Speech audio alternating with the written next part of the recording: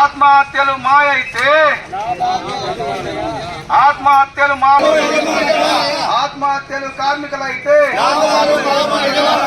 కార్మికుడైతే చనిపోయేది కార్మికులైతే చనిపోయేది ఆత్మహత్యలు చేసుకునేది కార్మికులైతే కార్మికుల కష్టాలకు తగిన ప్రతిఫలాన్ని ప్రభుత్వం పోరాడదాం. ప్రభుత్వ వస్త్రాలకు కార్మికుల కూలి పెంచేంత వరకు పవర్లు అనుబంధ రంగాల కార్మికుల ఐక్యత.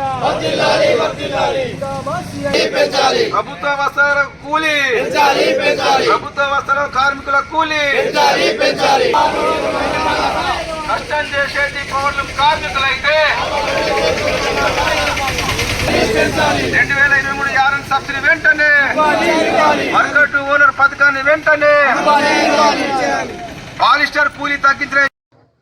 సిరిసిల్లాలో గత సంవత్సర కాలంగా ఉపాధి లేక నేతన్నలు ఆత్మహత్య చేసుకుంటున్నారని చెప్పి వారికి ఉపాధి కల్పించాలని అనేక ఆందోళన పోరాటాలు చేసిన సందర్భంగా ప్రభుత్వము 66 లక్షల రూపాయల RVM వస్త్రాన్ని ఆర్డర్ ఇవ్వడం జరిగింది. మరి కార్మికుల ఉపాధి కోసము ప్రభుత్వం ఇచ్చినటువంటి ఆర్డర్లలో మరి కార్మికులకే నేరుగా ప్రభుత్వ పరంగా కూలీ నిర్ణయించి లాభం చేకూర్చాలని చెప్పి మేము డిమాండ్ తోని, అదే విధంగా ఇక్కడ కార్మికులకు సంబంధించినటువంటి వర్కర్ టు ఓనర్ పథకం అమలు చేయాలని, 2023 యారన్ సబ్సిడీని అందించి ఇక్కడ కార్మికులకు నిరంతర ఉపాధితో పాటు మెరుగైన వేతనాలు అందించే విధంగా చర్యలు తీసుకోవాలని తదితర డిమాండ్ల మీద ఈ రోజు పవర్లూమ్ కార్మికులు, వార్పిన్, వైపన్ కార్మికులందరూ కూడా ఒకరోజు మెరుపు సమ్మె చేసి చేనేత జౌళి శాఖ కార్యాలయం ముందు పెద్ద ఎత్తున ధర్నా కార్యక్రమం చేపట్టడం జరుగుతూ ఉంది.